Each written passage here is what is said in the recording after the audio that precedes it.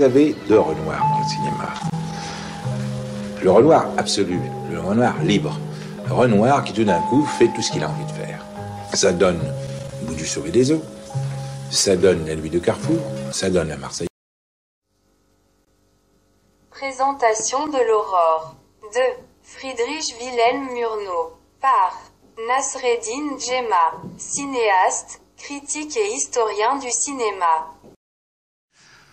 Bonjour monsieur, dame. Aujourd'hui, on va parler d'un film qui avait vraiment marqué le cinéma. Il s'agit de l'Aurore de Murnau, de Friedrich Wilhelm Murnau. Le maître du mouvement expressionniste allemand, qui avec ce film, il signe un drame psychologique aux allures de romance torturée, dans laquelle un époux, un habitant d'un petit village, un campagnard si vous voulez, quitte sa femme et son petit enfant pour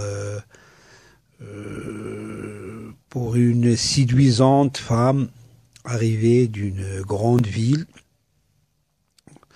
une charmante femme, très belle. L'histoire est très simple, voire banale, mais immortelle en même temps, comme c'est écrit au générique, au début du film, une histoire immortelle. Et ça peut arriver à tout homme, même aujourd'hui, de nos jours, ce qui donne au film un aspect très moderne et très avancé à son temps. Le film a été réalisé en 1927, période du cinéma muet, et pourtant paraît très moderne. C'était le premier film de Murnau réalisé à Hollywood, aux États-Unis, parce qu'il a été le chef de file du cinéma expressionniste allemand. Il a réalisé avant presque 17 films, dont Nosferatu, le fantôme, Nosferatu, le vampire, entre autres le Faust et bien d'autres. Bon, l'Aurore nous entraîne dans un parcours très romantique et très mouvementé et dramatique en même temps de ce couple amoureux, terrorisé, déchiré, incroyablement moderne, c'est-à-dire le film avait presque un siècle. Il a été réalisé en 1927 et nous sommes à la veille de l'an 2023, le 31 décembre. C'est-à-dire il a 96 ans, presque un siècle, et esthétiquement très réussi, avec ses mouvements de caméra, ses flashbacks, procédés très avancés à son temps aussi, sans oublier le cadrage somptueux du chef de la photographie Karl Strauss, ainsi que de la puissance du scénario écrit par Karl Mayer, qui appartient aussi au mouvement expressionniste allemand et qui a débarqué avec Murnau à Hollywood aussi. Murnau était vraiment très doué pour le 7e art. Il avait un don du bon Dieu, si vous voulez. Presque tous ses films sont des chefs-d'œuvre. Bon, revenons à l'Aurore, qui reste jusqu'à nos jours la plus belle histoire d'amour de l'histoire du cinéma, comme une fable contée, simple, banale, comme la vie. Murnau nous offre un film magnifique, très puissant, plein d'élégance, de simplicité et d'émotion. Nous voyageons avec ce couple déchiré par un amour impossible à travers la nature jusqu'à leur arrivée à la grande ville, avec des scènes qui ont resté dans nos mémoires en tant que cinéphiles et cinéastes. Par exemple, lors des 2 traversées en baraque que sépare l'intermède à la ville, où le couple vive comme une seconde lune de miel, avec le vent, la tempête et les eaux du lac, de tour à tour sereines et déchaînées, et qui participent aux gestes et aux pensées des personnages du film. Certains cinéastes comme François Truffaut et bien d'autres, ainsi que des cinéphiles et des critiques de cinéma, qualifient que ce film, que c'est un vrai bijou, et c'est le plus beau film jamais fait. Et je rejoins aussi cet avis en tant que cinéaste et cinéphile.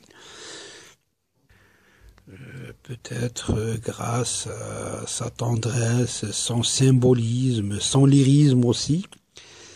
C'est un film vraiment magique.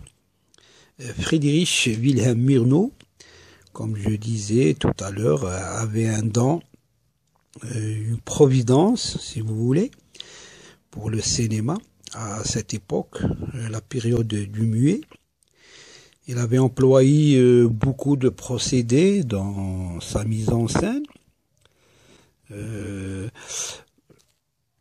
comme le jeu d'ombre et de lumière qui dégage une esthétique au style expressionniste, des fois sombre, torturé, déchiré et des fois tendre et poétique, délivrant une large palette d'émotions, baignées dans un décor naturel, éblouissant et sensationnel à la fois, avec de bons acteurs, très épatants, et d'expressivité et à cette tragédie de la vie,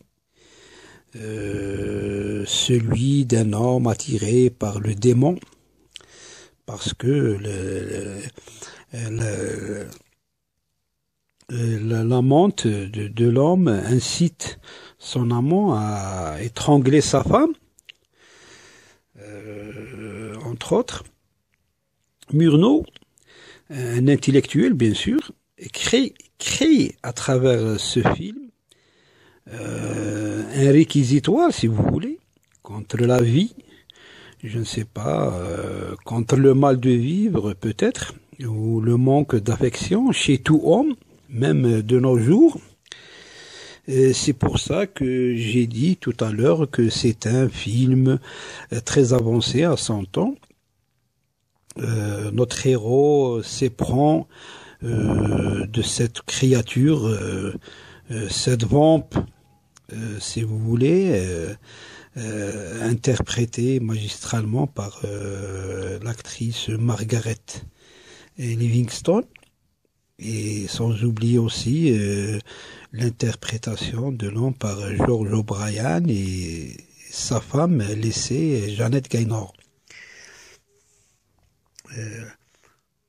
Cet homme qui voit cette créature issue d'une grande ville et qui débarque à cette campagne comme et il la considère comme un refuge passionnel, si vous voulez, cherchant à travers cet amour impossible une sublimatie de sa vie terrestre, je ne sais pas. Le film avait un côté aussi métaphysique, à mon avis, sans faire référence à quelconque mysticisme religieux. Murnau nous offre une exposition des contrastes entre le jour et la nuit, la ville et la campagne, le bien et le mal. On voit surgir l'éternel recommencement du péché originel, de la tentation auquel l'amour est incapable, auquel l'homme est incapable de résister. Souvenez-vous